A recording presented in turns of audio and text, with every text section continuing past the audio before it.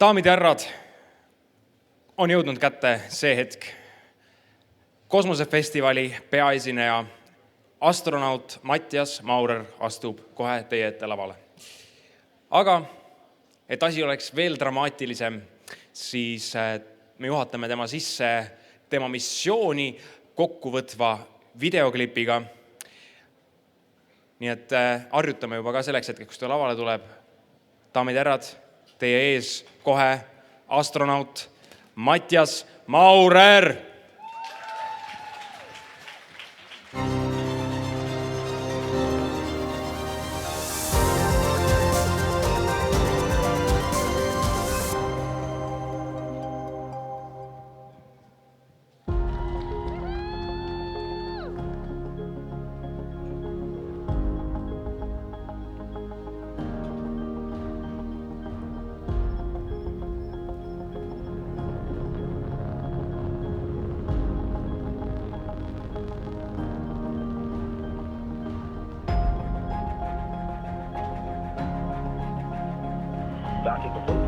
Next up is European Space Agency astronaut Matthias Maurer.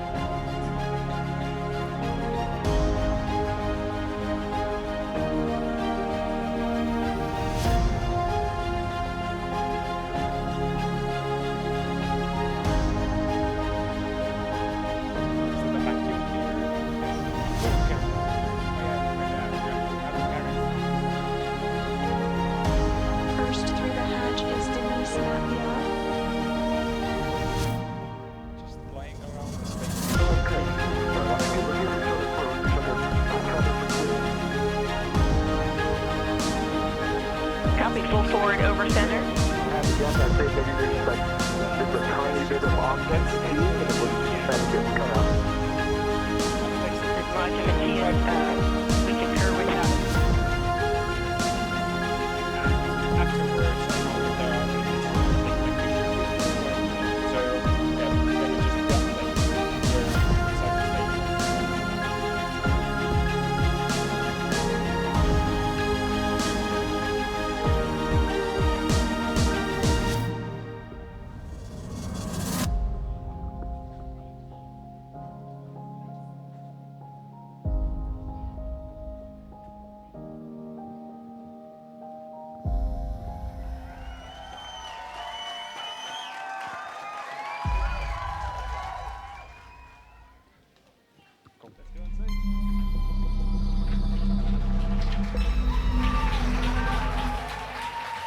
Good afternoon, Tallinn.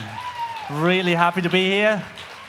And whenever I see the video clip, it's like it gets so emotional. It feels so good being in space, floating and seeing our planet from above. And I'm happy to have the opportunity to introduce you a little bit on the work that we are doing in space, but also for the people here on the ground. And so I would like to invite Carl to come to join me on space, so that we can actually talk a little bit about our space adventure. Yeah, sure. It's a true honor. How was it? That's a big question. It's incredible being in space.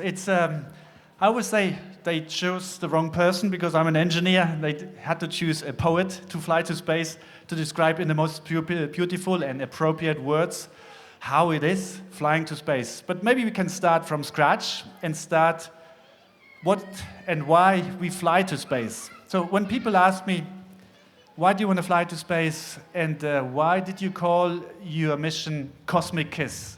And that's what we see here. That's the name of your like the mission you. Yes. Like, so all ESA astronauts can choose the name of their mission, and the name is what you want to convey. It's our message, and it's also what you carry on your chest, or like here. It's like usually it's on my chest in the polo shirt, but what I carry to show to people what my mission was. And so for me, it was really, really important to pass on the inspiration why we fly to space. And this is my patch, and I will explain in a second the details, but I can explain already how it was inspired. So there's a disk that was found roughly 20 years ago in Germany. It's called the sky disk of Nebra. It's the copper area that you see with the golden inlays, and that is the oldest depiction of the night sky. It's 3,500 years old, almost 3,600 to be precise. So, and at that time, people looked into the night sky, and they probably asked themselves the same questions that we ask ourselves when we look at the night sky. What is out there? How did the cosmos start? How did the solar system start? How did life come to our planet Earth? Are there other people or other life in the universe? And so I was so inspired and fascinated by this disk that I thought, like, I want to take this as an inspiration for my patch. And now I come back and I want to explain a little bit what I have on there.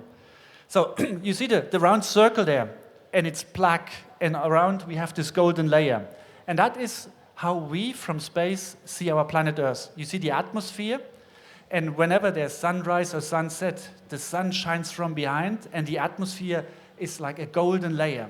And in this small golden layer, everything that has ever taken place on our planet Earth happened. It's like life is only possible in such a thin layer. Life is not possible on the inside of the planet, and it's not possible on the outside of the atmosphere. Unless you're on the International Space Station. Yes, exactly. So this, for me, is the symbol of our planet Earth. And then we have the moon. And the moon is the next destination of human beings. And we have another red dot over there, which is the symbol for Mars, because we, in the future, also want to fly to Mars, because there was water on the surface of Mars, and in theory, life should have been possible on Mars. And that's the big question. So we want to go to Mars and find out and dig samples and just to come this answer a little bit closer. So the whole sky disk, it just shows that you are inspired by the unknown, by what's out there. Exactly. And it's also what ESA does. It's the next goals, the next destination for ESA, flying to the moon and fly to Mars. But before all this, we fly to the International Space Station. And that's the red, the 4 lines. It looks a little bit like a heart, and it's in red because it shows the human presence. There's only life in space on the International Space Station. And That is known. That is known. Yes, and the Chinese space station, which is new now. And we also have a white line connecting our Earth and the moon and passing through the International Space Station. And that is the symbol of the human heartbeat. And it shows there's the human presence in space. And flying to space gives us knowledge about the human, about health, and about life sciences, because we fly to space to do research. So, This is the rocket you were on. You were on top of there in the Dragon capsule. exactly. So, we are now at a changing time. I was the second European to fly on a commercial American rocket to space, on a Falcon 9 rocket. So far in the past, we have flown on a space shuttle until 2011, then the program was stopped. Then everybody flew on a Russian Soyuz rocket, and now we fly on this new American rocket. And this rocket is unique in a sense that you can reuse it. And the same rocket, or the first part, I should say, like the lower part that goes up to the black part. This wasn't the first time it was used. No, it was already in space. So Yeah. we flew on a used rocket. And after we were in space, it landed again. And my colleague, Samantha Cristoforetti, who's now in space, she came on the same rocket. So that is, I think this is sustainability. and it's the beginning of it. But what was going through your head when you were strapped in on top of, I think the SpaceX with the Dragon is over 100 meters tall? I don't know the exact size. I don't think it's 100 meters. It's pretty high. So you look down and think like, ooh, I don't want to fall down. But you're not looking down. You're strapped in. What's going through your head? Because you are not like manning the controls. You're not controlling the rocket. You're just a passenger. Exactly. So this rocket is fully automated. So you have a computer system who runs everything, and 3 or 4 minutes before the launch, the mission control hands over the control to the computer on board. So this vehicle is fully autonomous. And then there's a countdown, 3, 2, 1, and off you go. And in the same second that it's 0, you feel like, bang, it's a push in your back.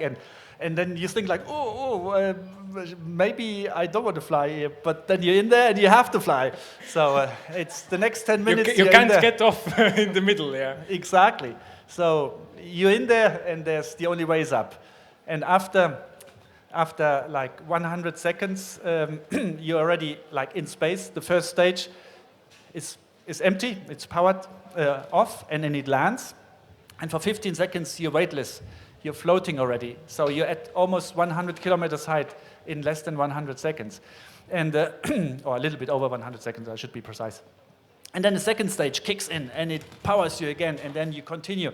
And in less than, in total, 10 minutes, you're up in space. So 10 minutes from here to space. Okay.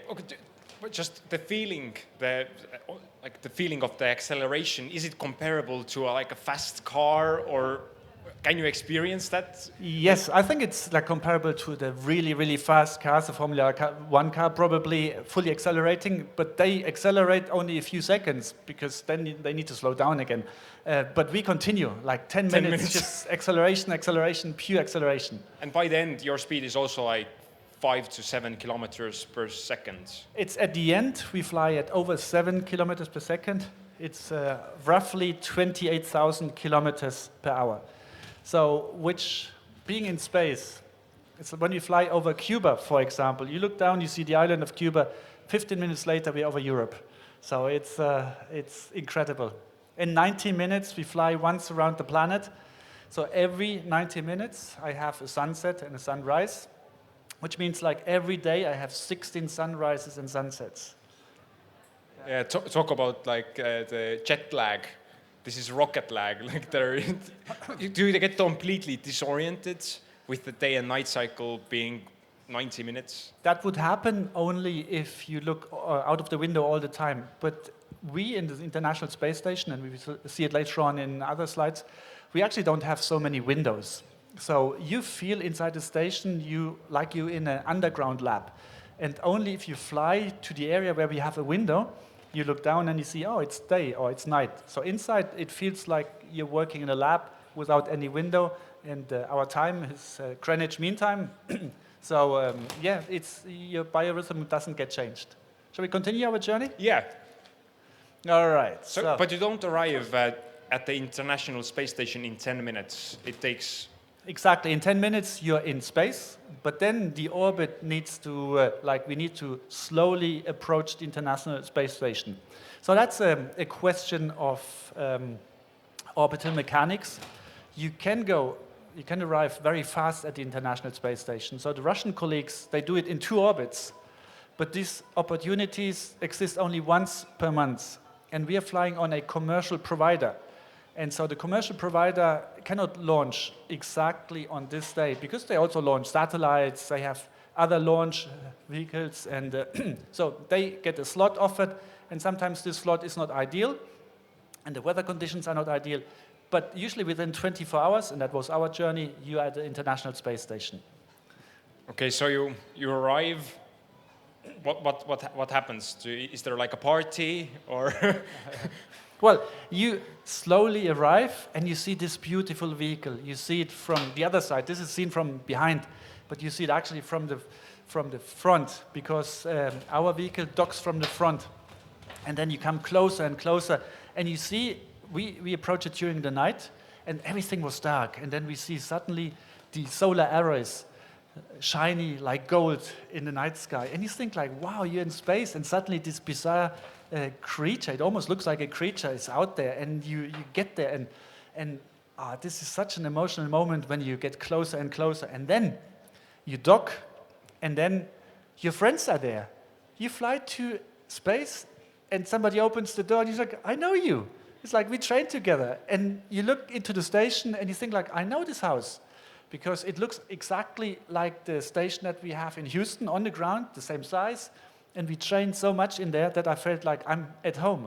But it wasn't my home, because obviously it's the first time that I float in there. And so I had to rediscover also the space station. I knew it, but it was also new at the same time. So you train in a replica or a copy of the International Space Station? Exactly. It's a one-to-one replica from the size, but all the equipment is not one-to-one functional. But you don't, on Earth, you don't fly around, No, you walk around the station. So maybe we have a clever engineer here who can develop a free-floating mechanism so that we could also float here on Earth. But in theory, that's only, or in practical I should say, it's only possible in space. You can have parabolic flights, a plane that flies up and down in waves, and then you have 22 seconds of zero gravity. That's what we use a little bit to experience how it is being in zero gravity, but 22 seconds is too short to practice all our experiments. So arriving there, and every one of us had to learn also to float. The very first days, you float, you put your finger on the wall, and you float, and then you bump into your neighbor, or you bump into equipment, and so the first few days is like learning how to walk as a baby. We learned how to fly and float. This here is the cupola. It's my favorite place, or everybody's favorite place. So you have windows all around and above, and it's actually not looking above because we are looking down. We are looking down onto our planet. And the view up there, it's beautiful. The very first dream that I had, or wish, when I come to space, I want to float to this window, and I want to open the window shutters and look down. And it's just, it's incredible. You open the window, you look down, and you see the planet, and the planet is blue and the sky is black. It's not what I learned as a kid. I always learned like, okay, the sky is blue, but in reality, it's our planet who is blue. And you look at planet Earth, you don't see any borders, you don't see any people, you don't see any life from there, no animals, no nothing, but you see this intense color, and you see the clouds, and you see that nature is vibrant, and you feel there is life, even if you don't recognize it during the day. During the night, you see the city lights, fully lit and beautiful, shiny. I've heard from other astronaut interviews that the first time they get to the cupola or the window and look down, that they almost freeze, or they lose sense of time, because it's so moving and so big that it's hard to comprehend. Was that the experience for you? Yes. So you read a lot, you learn a lot about planet Earth, about climate change, you know all the facts, but this is your brain. Then you float to cupola and you see the planet, and suddenly you feel all the information, you feel it in your heart. And we call it the overview effect. It takes a split second, and you think like, wow, this is our beautiful oasis in the universe. Only there life is possible. We need to protect it. We need to take care of it. We should be nice to it. We should make sure that the environment is protected, because it's the only base where we can live in the universe, at least the only place that we can reach at the moment where we can live. So it made you appreciate the planet, and that life exists even more, because of the contrast between the vibrant colors of life and the planet compared to the contrast of the black emptiness of space. Is It's absolutely, you have this view, and immediately you become an ambassador. You think like, I want to protect this planet. I want to make sure that I pass on this message. We need to take care of this planet. So it's everybody who flies to space, and that's why I wish many, many more people could fly to space. As soon as you see this view from space, you feel like, I need to take action. I need to contribute to protect our planet. So you spent a lot of time, like on your first day on the International Space Station, just looking out of the window. So my first dream was to have a full round-the-world trip in cupola, which takes 90 minutes. Yeah. And our days in space are so busy, it took weeks and months until I had one full orbit around So the you planet. had the chance to sit there for 1.5 hours. Yes, in one stretch. Because either you do it during the night, but then you're completely tired the next day and you cannot do all the work. But usually it's only, you have 5 minutes, 10 minutes, 15 minutes maximum that you can look down. For the rest of the time, we need to work. We do a lot of science in space. So one of these experiments, and that's what indicated here, is called touching surfaces. It's a small array of metals that we have, and that's an experiment that was produced from my home university. It's metals that have been laser treated on the surface and are antimicrobial. So now you wonder why I bring such an experiment to space. But especially in times of Corona, when everybody passes on potentially Viruses. germs, viruses, up to the next people, and you pass it on either through the air or by touching a surface. And now the idea was, what if we can make a surface that kills all the stuff that comes on it without using disinfection or alcohol and all this stuff? It's just a metal that has been treated on the surface and is like absolutely passive for the rest of it. And so that was the experiment here. And my job was to touch it regularly and measure what's on it. and the measuring part comes then later on the ground. And this was also an experiment that was shared with schools. So the scientists sent the same array that was sent to space also to the schools, and all the school children had to touch it like very, very often. And then later on they measure if really it works and it kills all the microbes. If it works, then we could use it, for example, in hospitals for door handles or elevator buttons. So all the surfaces that are touched very often and where people potentially pass on germs. And this idea, it sparked so much interest that people came and said like, oh, let's use it for another project. And now the same scientists, they are teaming up with doctors and they use it to treat implants for there are certain children who are born with a heart error, and so half of their heart doesn't exist. They only have one chamber, and so they get an artificial second heart chamber implanted. And these implants will be coated in the future with the same technology to provide these kids a better life. So that's the first spin-off out of the space research. So you helped that experiment reach space, so you played a bit of a role in getting this to this state. So the experiment was designed on the ground by scientists, but obviously people need to know about it. And that's why my role is an ambassador.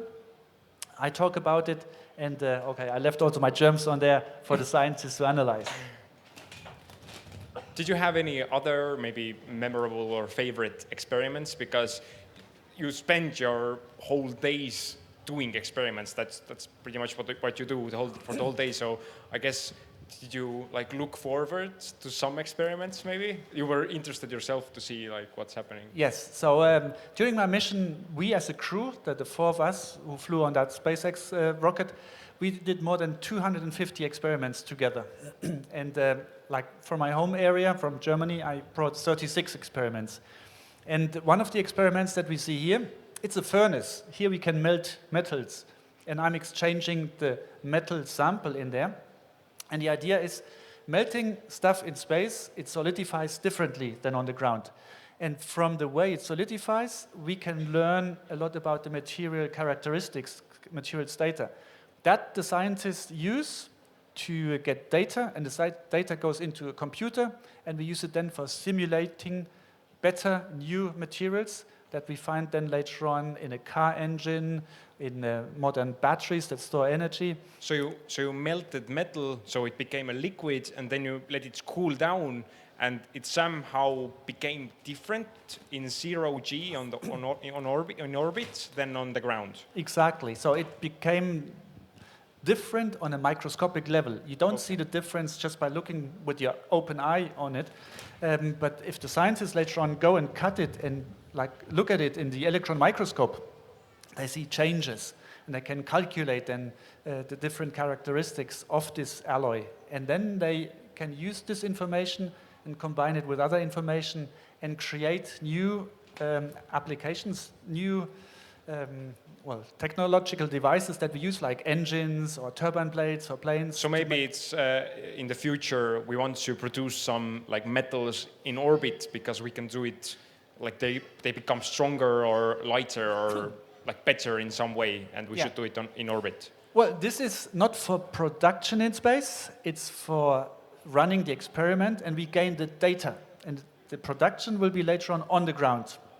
Okay. Production in space is the next step. Currently, it would be way too expensive to fly metals to space and to produce it in space and then fly it back. Maybe we could mine the metal from asteroids and then use it. That's a very interesting application. We actually ran one experiment in space where we want to use space as a production facility. We produce glass fibers, optical fibers in space that then are used for endoscopes, for medical applications.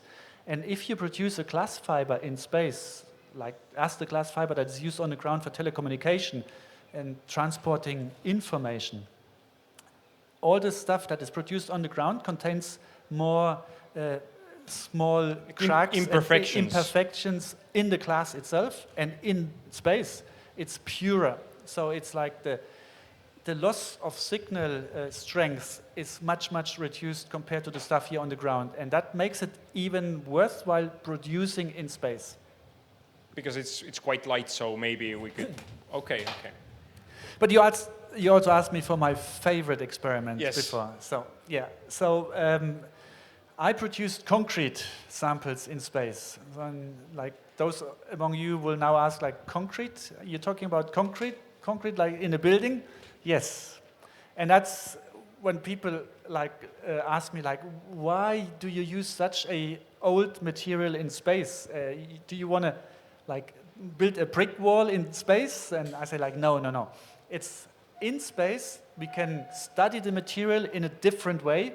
We can gain way more better information and insight into how this material behaves. And so we can learn more about this old material as concrete. And concrete contributes more than 7% to climate change by CO2 emissions.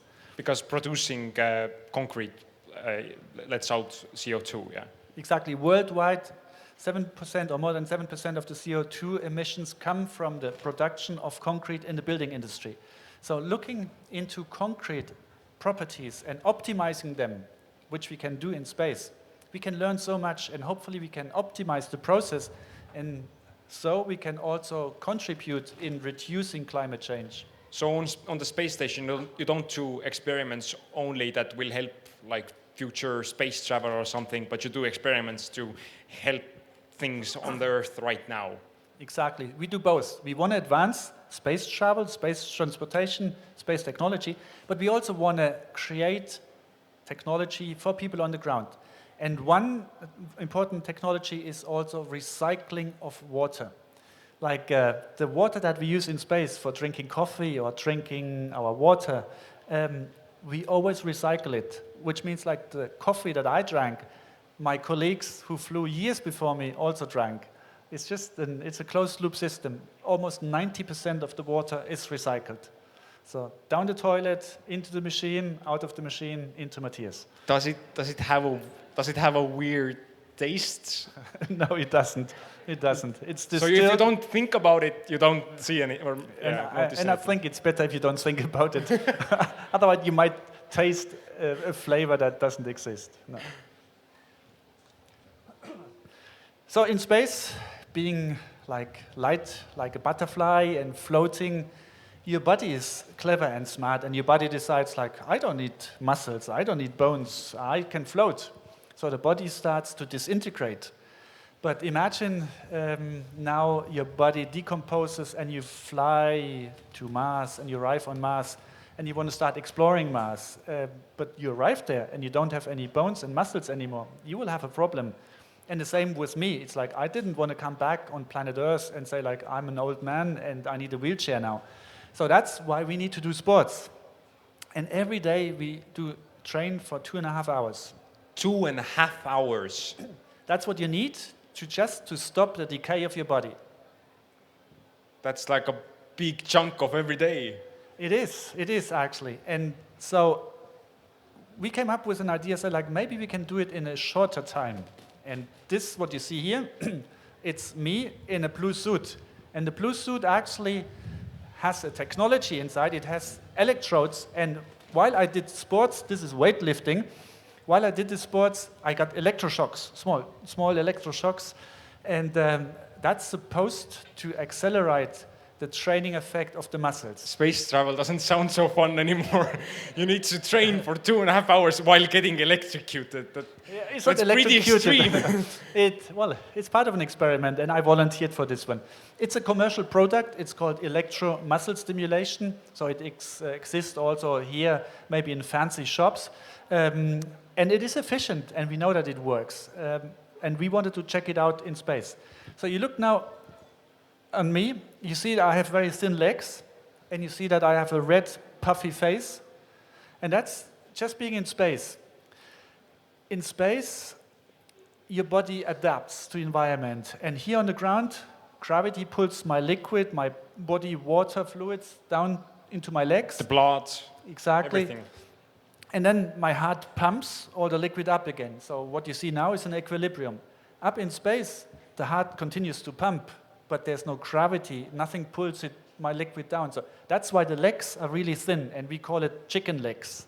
So astronauts have chicken legs and a puffy face. And the puffy face means you always have a continuous pressure in your head. It's almost like a slight headache. And your body reacts to that one and says like, I don't like this, I need to adapt. And so your body tells you you need to pee and to get rid of the fluid. So in the first days you go quite a bit to the toilet. And then you lose liquid. And then your body recognizes, oh, I have in my blood, I have too many cells. And so the body starts to get rid of the blood cells. So being in space, you lose up to 1 liter of blood without bleeding. It's just by being in space, by being in zero gravity. The immune system gets weaker. And so when we come back to the ground, we need to make sure that we don't get an infection, especially now after Corona, that was quite challenging and demanding. So, but the bones and the muscles we can maintain by doing sports. And what exercises do you do? Just this is weightlifting? Well, Yeah. there aren't any weights. I see some like hydraulic Exactly. things. So you see here, these boxes, behind these boxes are vacuum cylinders, so we push against a resistance. And it's not lifting a weight, but the same effect as weightlifting. Do you have any team sports? Do you play some like space tennis or something? Oh, we played actually, well, I shouldn't tell this because it created a small scandal with NASA. We had... Now we need to hear that. Yeah, all right. So it's like, we had a Russian cosmonaut friend coming to space with some tourists, and he loves badminton. So he said, like, let's play badminton. We always play badminton up here in space. So we went to the Japanese module, and for Saturday afternoon, we played badminton. And since he's such an enthusiast, he filmed it, and it ended up in social media. And, well, the Japanese told us before, because there was an official request playing badminton in the Japanese module. They said, like, don't play, it's forbidden. We didn't know, and we played and we published it. So they were really, really angry with us, saying, like, we told you not to, but you did it. And they complained to NASA, NASA complained to us, and it was a big shitstorm for us. Okay, so no team sports, at least in the Japanese module.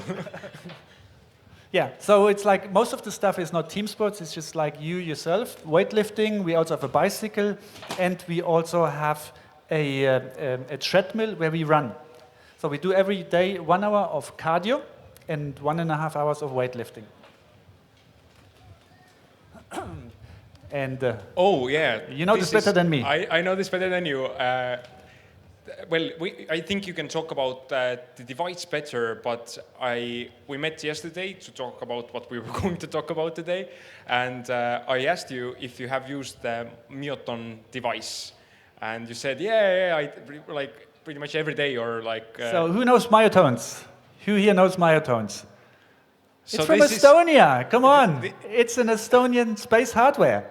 Yes, and it was a surprise to you that this device is completely developed in Estonia, and the company who is producing this is an Estonian company, and it's the first device that has reached the International Space Station, and it was a long journey. I think Pealtnägi has done a lot of stories, so all of you who didn't raise your hands and are here at the Kosmosefestival, you need to do some research. So it's MYOTON, Myoton. Yeah. So yeah, but you can talk about what the device does and how did you use it. Yeah, so it's a device big like this hand control, and it has a small, I should say like a small pin. And this pin you can put on your muscle, and then it measures the tonus, like the strength of the muscle. And so I said before, the muscles start to disintegrate, we lose muscle strength, and this small device helps us to measure the muscle strength. And especially with the experiment with the blue suit, with the electroshock, the question was, is it effective or not? So we used this nice device from Estonia. Myoton device proved that the electroshock suit works. Yes, exactly. Okay. Well, currently the scientist is analyzing the data. I was test subject number 1, and everybody here knows good statistics needs more than one data point. Good, but I have the impression it works pretty well. Just if we could jump up quickly back, and the top picture, this is this is your foot. Yeah, so this is during training, and when my instructors told me how to apply the sensor. And in space, this is my foot, and there were special points on the body corresponding to the muscles.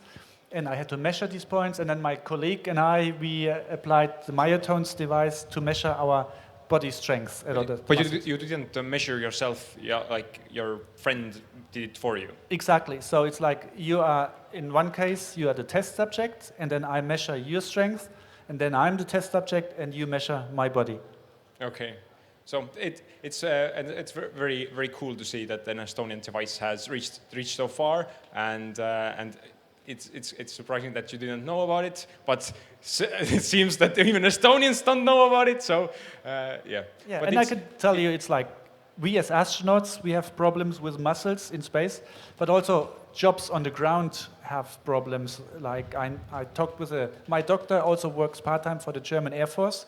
And he says, like, yes, of course we use myotones to measure the neck muscles of our pilots, because piloting is very demanding, and we need to make sure that we give the best physiotherapy to people in these highly demanding jobs. But I heard somewhere that the myoton device works even better in space because gravity like distorts the muscles or something, so it should work even better in space. Yeah, well, it worked for me. And I think I'm very happy with the data. But I think the next picture looks much cooler than your foot then. Okay, yeah. Yeah, that's a quick change of topic now. Just this picture is just crazy. And this is you on yes, the helmet. It's me. But again, you see my face. When I look at a photo, I think, like, is that me? It's like I have, again, my puffy face. It looks really round in there. But most important, what you see below is planet Earth. It was the most exciting day while being in space. That was my chance to climb out of the space station. And NASA joked that, like, Matthias, bring your passport, because I had to walk to Columbus, the European module, then I had to walk to the Japanese module, then I had to walk to the American segment. So I was walking all over the station during that day. And I think technically when you're outside the space station, you're in international waters. Is that true? That's a good question. Now you get me on my left foot. I cannot answer this. It's I know I learned space law. It's a very complicated topic. So the question, when we fly to space and I punch an astronaut colleague in the European module, which law applies? Then I fly to the Russian segment and he punches me, which law applies? And what punishment was there a lot of punching on the space station? There was no punching, but it's just a theoretical questions. Yeah, and if theoretically, if you was outside the space station and then entered the module without asking permission to enter the module, I think you would become a space pirate. Oh, then I'm a space pirate. But what did you do outside, and how did it like? Was it scary going outside? As you I think said that being inside the space station feels like you're in a like underground. Then going outside, Yes. what is that comparable to? So being in space after a few days, the human body, the human brain, it adapts, and you think it's normal. It's normal that you float. It's normal looking down, seeing planet Earth. Your brain is so quickly adapting, and you tend to forget that you're in space. It sounds bizarre, but it is the way it is. And then the big day comes, and you know, like, okay, I will climb out. And climbing outside, you've trained for, your heart is hoping for this opportunity, because the first dream that I have is flying to space. The second dream that I have is like climbing out of the space station and being really, really close to the vacuum. And this suit here is like a small spaceship. It has all the equipment that you need. It has the air, it has cooling, it has radio, it maintains the temperature. It also has a toilet inside somehow? Well, it's like if you call the Pampers that I wear a toilet, then yes. And you need it. It's like I was out there for 7 hours, and you have a small drink bag, and it's physically very demanding. And it's strenuous, and it's hard on your arms, because you move only using your hands. You don't use your legs. And you always need to be attached with 2 tethers on the space station. And or 1 tether, and then you move, and as soon as you stop for working, you need to deploy a second tether just to avoid that you float away. And you see here on my head, this is like right after getting outside of the space station. You see on the top of my helmet, the lights and the cameras, and you see a Velcro strap here. And this device is attached to the helmet. But you train so much, and then you go outside, and within a few minutes, something happens, and you think like, oh, I just ruined the day. What happened then?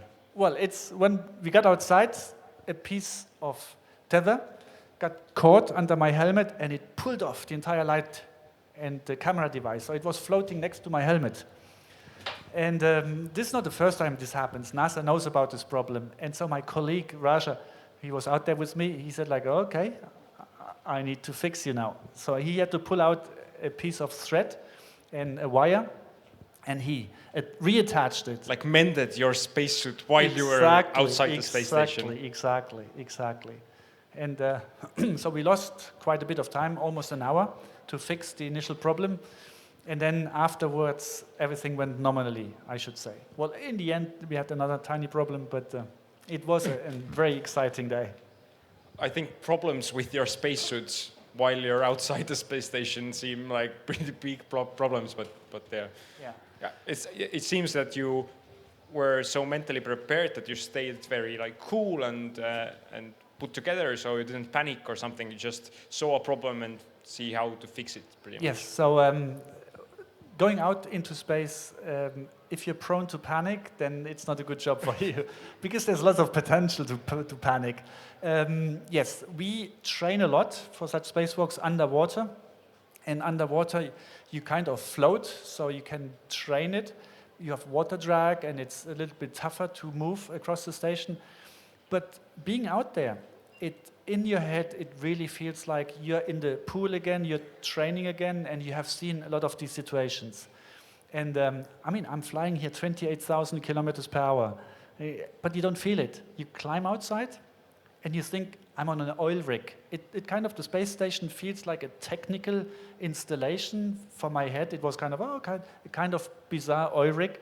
And below this oil rig, somebody's turning a blue marble. That's how it felt in my head. And I had also to deploy cables across an open structure, truss is how we call it. And I look down and I see the planet like, ooh. There were moments when my heart was beating faster, I have to admit. But in the end, it's all like you rely on your training. If I think you don't have a fear of heights, but would you get like vertigo looking down at the planet? Does it seem like you're high, or just, as you said, it seems like just somewhere a marble is rotating, it doesn't feel high? When you climb out of the space station, the first thing that you do you look down, you're attached with your hands and the tether, and you see your feet and you see the earth below. And that's the moment when most people, the first time, they believe like, I'm falling. And so they try to really have a strong grip to avoid falling. And we call it the grip of death. That happens with beginners. And luckily, I had this technical problem. I never had the time to fall into this trap of like having fear to look down. After 15, 20 minutes outside, you look down and it feels natural. It's I'm bizarre. just floating in space. It's It's not you- just another day. The human brain is so interesting, flexible. We adapt so quickly to the situation. I've never thought it's possible like this. You spent a half a year in space. Do you think like people like maybe in this century will be like born in space, raised in space, and live their whole life in space? That's a long way into the future. I think we will get there sometime, not during our lifetime, because we're flying at 400 kilometers, and I thought like I'm in space, but look, the moon is 400,000 kilometers away, so I was only 0.1% closer to the moon. And the moon, we see it every night. It seems so close, but yet I was not very close to it when flying to space. There's still so much to learn. The future will most definitely see humans on the moon, on Mars, and hopefully flying beyond Mars. But we need better engines, better propulsion systems, and better space stations. And then one day, maybe your vision will come true. Maybe I'll ask this question also that you were in space just 2 months ago. So you were in orbit looking down on the planet while a lot of stuff was happening down on the ground. So like, how did this seem from up there? Because we were in the middle of it. Yeah, so here you see the blue marble. That's most of our planet is water, but during the night, when you fly over land, especially over Europe, you see cities. And something happened during our flight. In the beginning of our flight, when we fly over Europe, everything is fully brightly lit, and then you fly over Asia. And then in Asia, there's one country that's a bit kind of a bizarre country. It's completely dark in the night. You think like it doesn't exist, and that's North Korea. You see South Korea fully lit with a lot of lights and bright, and the northern part of it, it's dark, as if no people would live there. And then on the 24th of February, something happened in Europe. This was the Independence Day for Estonia. So it was a day that Estonians celebrate our independence. So Wow. yeah, Estonia was hit pretty hard Yeah. emotionally. Yeah, I understand this. And after this day, when we flew over Ukraine, suddenly Ukraine disappeared. It was dark. It's like we couldn't see it anymore. And the reason is that people in the evening switch off the light to not provide a target for the enemy to attack. But in the first days, we could see light flashes, like hitting the capital, Kiev. Later on during the day, we could also see huge smoke columns, like around Mariupol. And so I felt, being in space, you're so far away from the problems on Earth. We don't see any borders. We, as astronauts, we are trained. We need to work together. Together we can solve all the challenges that we face.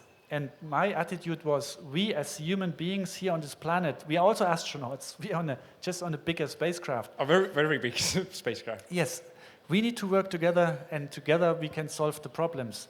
But at that moment, when we flew over Ukraine, and I felt I was much closer to the people on the ground than I would have been looking at it from Germany. Because seeing it with your own eyes, it touches you way more. But there are also Russian, not astronauts, but cosmonauts then. Did you feel any tension between them? We are one big family. We are friends, we train together. They have the same dream and the same inspiration for space. They have the same driving force. They want to explore, like you want to explore. They want to understand. They want to push human knowledge further. And so every one of us, including all our cosmonauts, we are absolutely against war. Okay, I think we can move on, but I just thought it was so beautiful how you described that.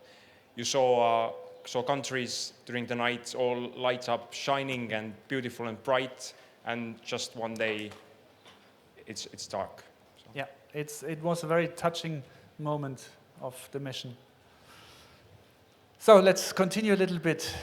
Here we see Samantha Cristoforetti. Samantha is from Italy, and she's my nice colleague, and that's actually the day when, well, she arrived 2 or 3 days earlier, and that was the last day when I was dressing up again in my spacesuit. By the way, the SpaceX suits look so cool and like futuristic. Yes, because the designer for the suit worked before for Hollywood. Oh, of course. And she's from Sweden, so it's also Europe inside this suit. So, and here's Samantha, and we're basically handing over. Samantha is now on the space station, and next week she will actually step outside of the space station in a Russian Orlan suit, and she will do a spacewalk with a Russian cosmonaut colleague. And you need to understand, when you do a spacewalk, you're two out there, and the other person is your best friend. Your life depends on the other person, and vice versa. Yeah, if something happens, you cannot call like police or firemen or ambulance. Oh, you can call, but they won't come.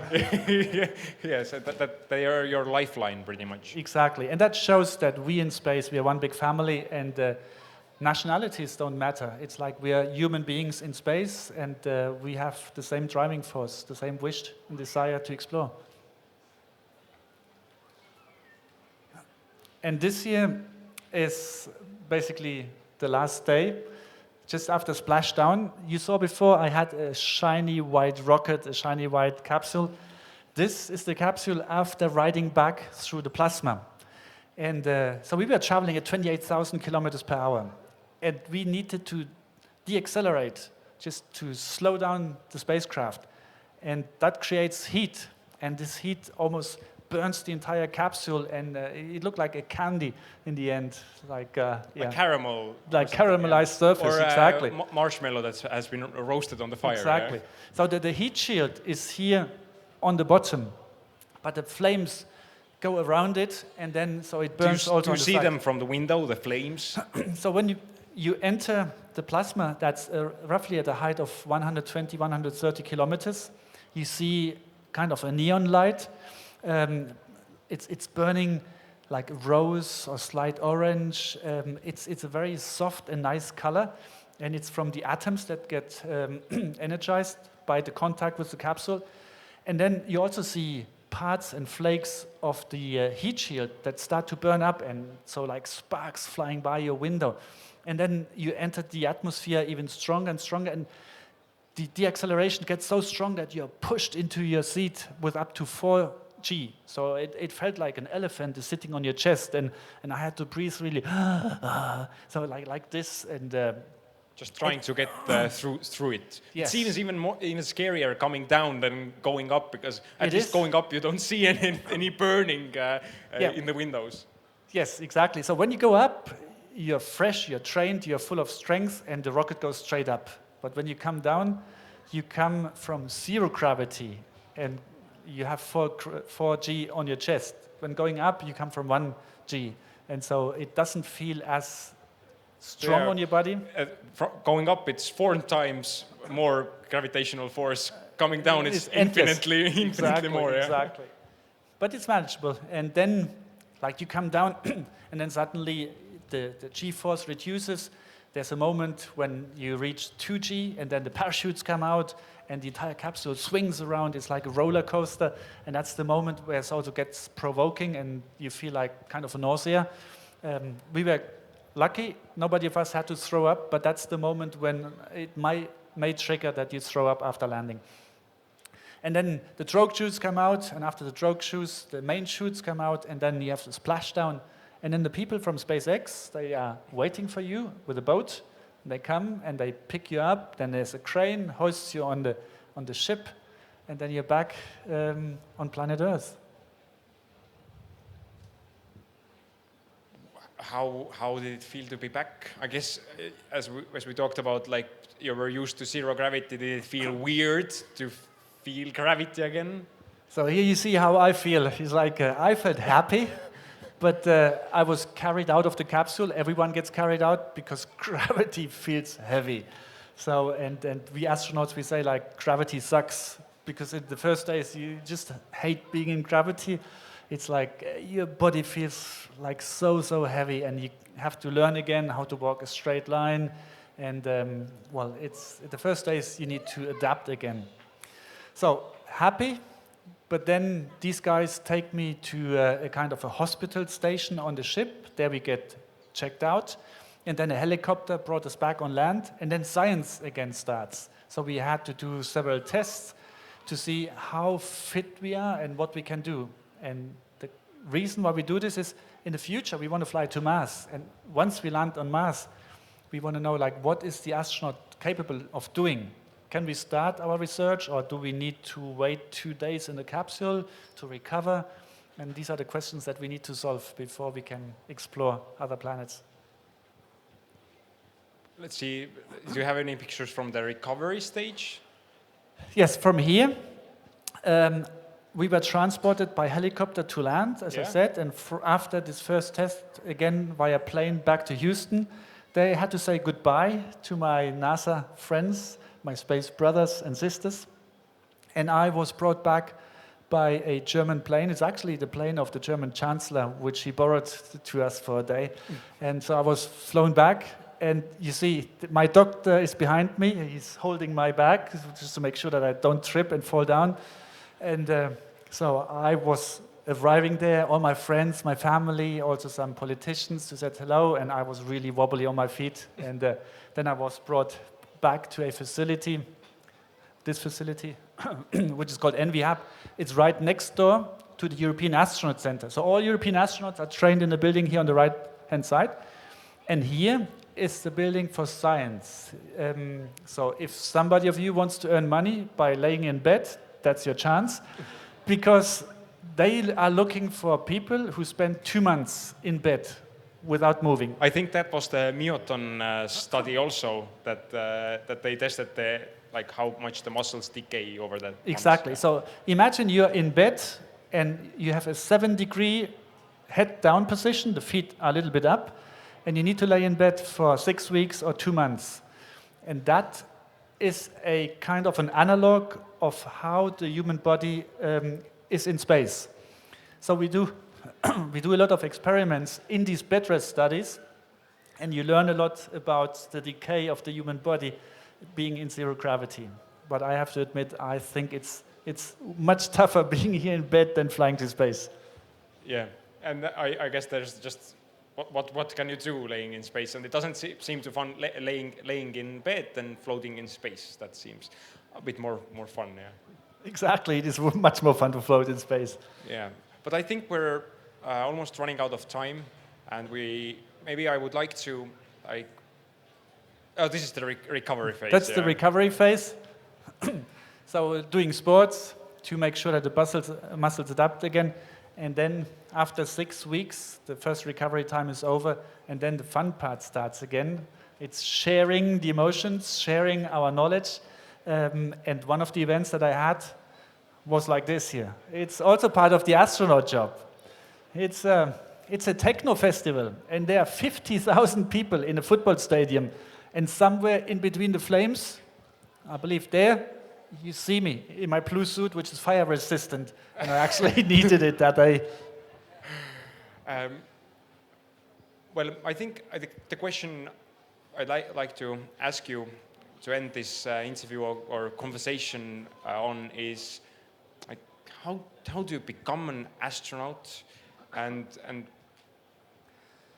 so what's the road to space, pretty much? So if the kids here or the young students are inspired to also become an astronaut, I can tell you, you can do it. It's easy to be an astronaut. The tough part is being selected.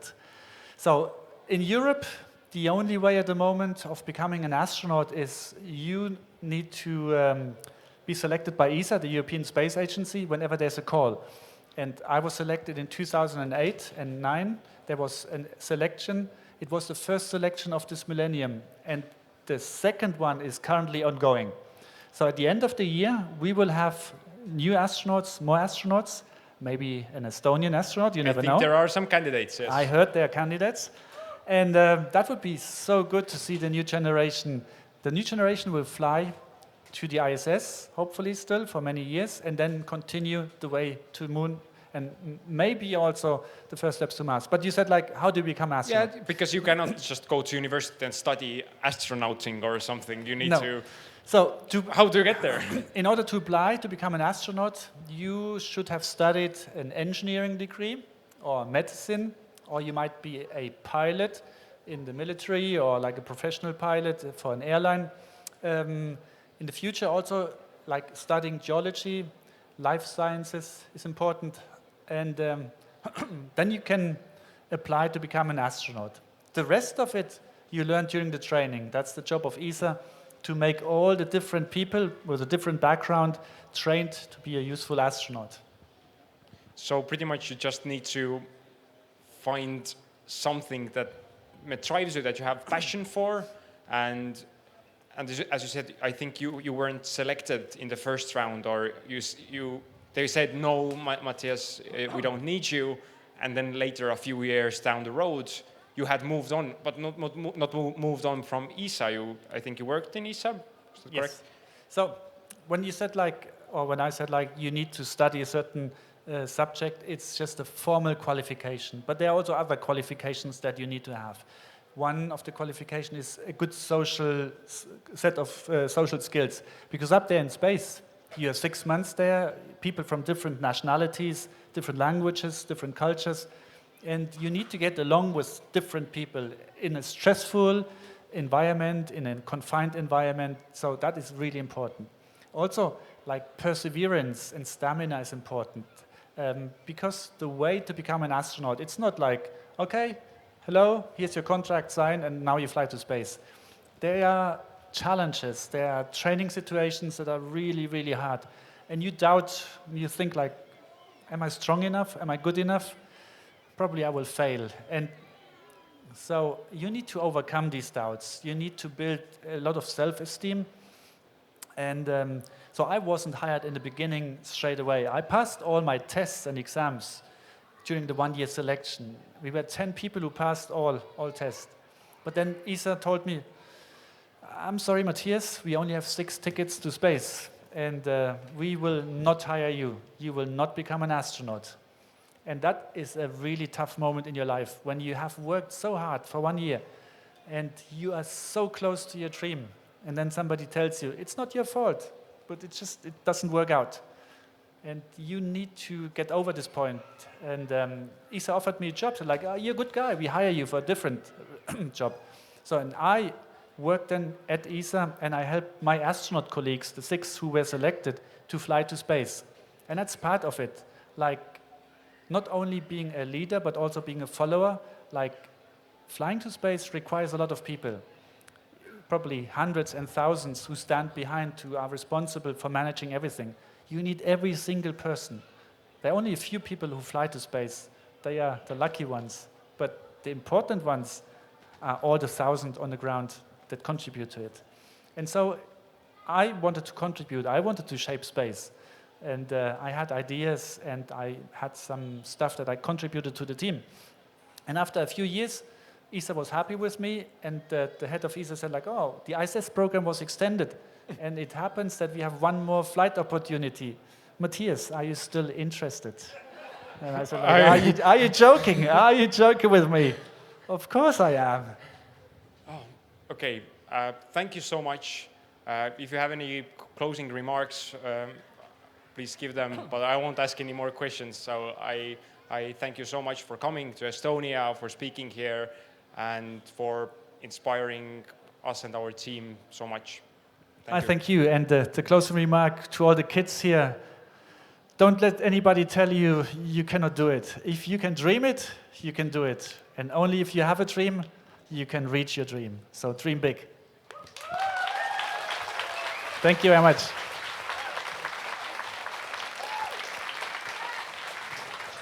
Matthias Maurer. Thank you so much. Thank you. But you're not the only person we want to thank because It's a team. It's a team. Yes, it's teamwork, so I would like to ask here, ma paluksin siia kõik meie ESTCube'i liikmed, kes tänase ürituse on võimalikuks teinud, teeme neile ühe suure aplausi.